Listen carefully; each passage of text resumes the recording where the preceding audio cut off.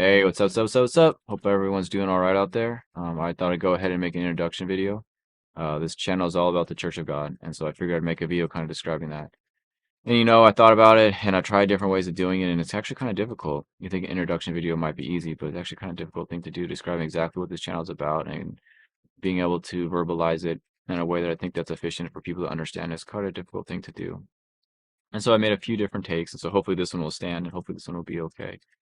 Um, and so initially why I wanted to make this channel was because, I don't feel like I've ever been to a church here, at least the brick and mortar church that I feel like I belong to. And I think that the reason that is because I think that although the church body, the people in the church do their best, and I feel like they are earnestly seeking their creator and they're earnestly seeking a relationship with God and with Christ, the whole entire structure of the church is flawed. And I think it's flawed for several reasons. And I don't think it's beneficial necessarily to go into the details of why they're flawed because I don't want to go into friendly fire. I heard that one time and I feel like that's been a big part of my life where I just don't want to engage in friendly fire. I don't want to take out other Christians. People that are striving for the truth, that are trying to learn the truth, and are trying to build a relationship with their creator just as much as I am. And so who am I to decide if what they're doing is wrong?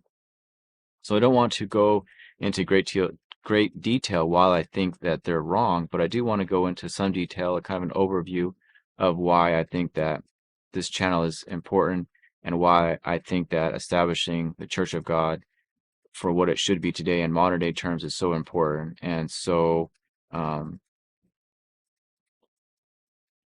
central in everybody's life, or should be so central in everybody's life, because the church should be the central point in everybody's life.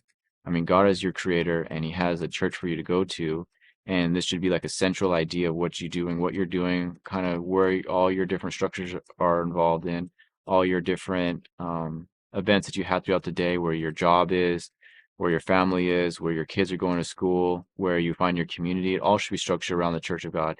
And without that, I feel like people are missing kind of that central piece in their life. All right, so what do I see as the Church of God, or what do I see as basically what needs to be done, or what's the important points of the Church of God? So I think the most important thing, or at least one of the most important things, is that we all have to be on the same page. And if we're not on the same Bible, how can we be on the same page? And I do believe the King James Version is the best Bible. And maybe I can make another video going into detail why I think the King James Version is the best Bible, but I pretty much think it is because, if we have to agree on one Bible, then this would be the best one version. Otherwise, we can just, why not use all different versions? And I do think that a lot of the versions are flawed. I think that, um, you know, there's difference between a translation and an interpretation. And so when the Bible is translated into English, you have the King James version of the Bible, and now you have interpretations of the King James version. And so I don't think that interpretations are useful. I think interpretations can cause a lot of different issues. Um, I think translations is where you want to go to. Like, okay, well, there's different translations of the Bible to different languages, and that's fine. The translations are important, but the interpretations are not, because then you're just getting, hearsay, somebody other's opinion of what the King James Version is, and then they're putting it onto you. And I think that's very flawed. So that's probably the most crucial thing, is that we're all in the same book. How can we be on the same page if we're not even on the same book? I think that what your relationship with your creator is individual. What your creator wants you to do is between you and him. I can't tell you what your creator wants you to do.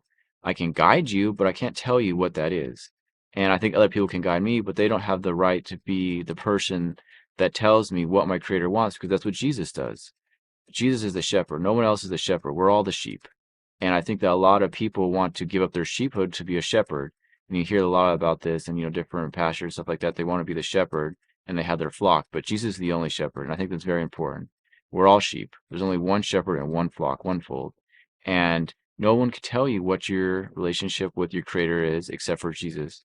And so that's probably the most important thing, that we're all on the King James version of the Bible, because I think that's like probably the most important thing. That way we can argue over different, or we can debate, or we can have different stances on different passages. Sorry, we can have stances on different passages in the Bible, and that's okay. We have different interpretations because God speaks to me one way and speaks to you one way, and He speaks to me in a different way in a different day. And so I think that's okay. But to be on a different Bible, then we're never going to be able to come to the same conclusion, or even near the same conclusion, because we're not even on the same idea of what's happening. And so I think that's very important. Another thing that's really important, I think, that in establishing the church, is that when you pray, you should only be praying to God. You should not be praying to Jesus. I think that is not the right thing to do at all. I don't think you should be praying to anybody besides God.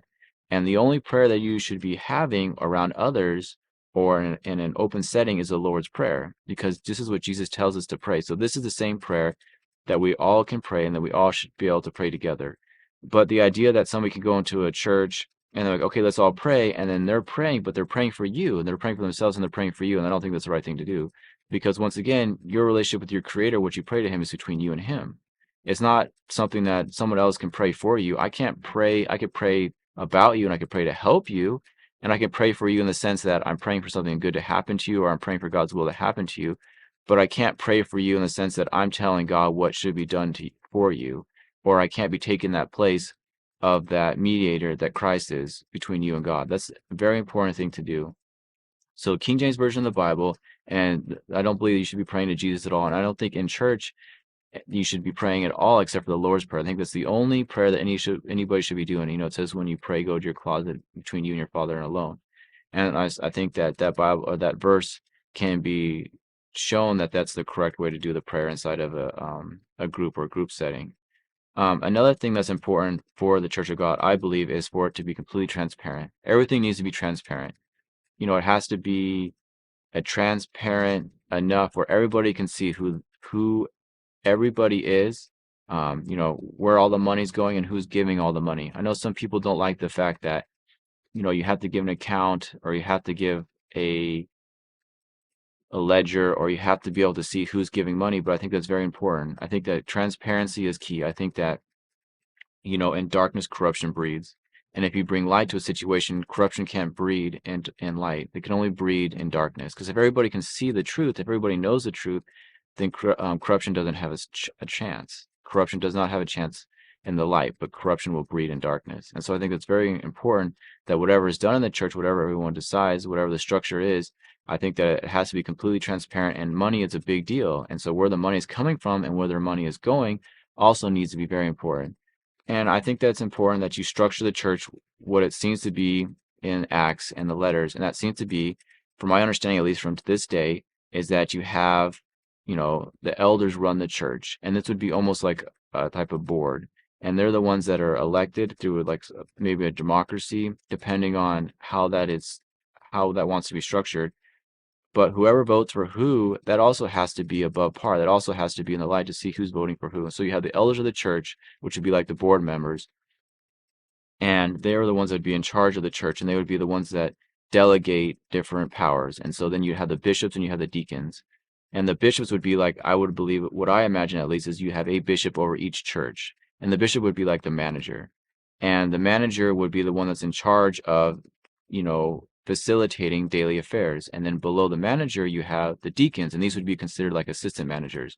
So you have like the deacon of childcare, you have the deacon of maintenance, you have the deacon of landscaping, you have the deacon of tithing, you have the deacon of worship. And so these deacons would be in charge of each of their sectors, each of their areas respectively. The deacons would be in charge of each of their areas respectively. And I think this would be the best way of doing things. And so you have like the structure where you have the elders, which would be like the board members, you have the bishops, would be like the managers, and you have the deacons, would be like the assistant managers. And so you'd have a church, and each church would be separate from another church. They would be able to help each other. But what you would do on the west side of the United States and what you would do on the east side of the United States is completely different. And what you would do in the center of the United States is completely different. How you would establish church, how you'd run a church, the rules, and the day-to-day affairs would be completely different in these three sections, let alone on the other side of the world. So I don't think you want like this idea of a pope or like some kind of organization that runs all the different churches in all the different areas, but these would want to be like kind of standalone areas. Now they're not standalone in the sense that everything is to God and we're all in God's heavenly host, and so we all are connected together through God. But I don't think it's okay for one man or one area to run all the different churches when all the different churches have to be run differently because they're in different areas. And the idea that what you would do in LA would be the same thing that you would do in Bangladesh, or the same thing that you would do in Africa would be the same thing that you would do in Canada would be the same. It's just not feasible in my mind. Now there's similarities, like some of these are major cities and some of these areas are highly populated, so you have some things are the same, but you have different cultures and you have different ways of doing things and you have different expectations that need to be taken into account of how the church should be run. And to have one body overrunning that, what should be done in each area is just not very efficient. And I think that's where you have a major issue too. If corruption does come in and does seep in, it can seep through the whole entire organization and it causes a huge issue. And so all you have to do is corrupt the top, and then everything else kind of falls down. And so I do believe that the church has got corrupted because we wouldn't have a corrupt church, or we would have the church of God how God wants it to be, flawless, and we don't have that right now. And I think that's evident in many different factors. And so I just really would like to establish that. I think that's a kind of a good idea.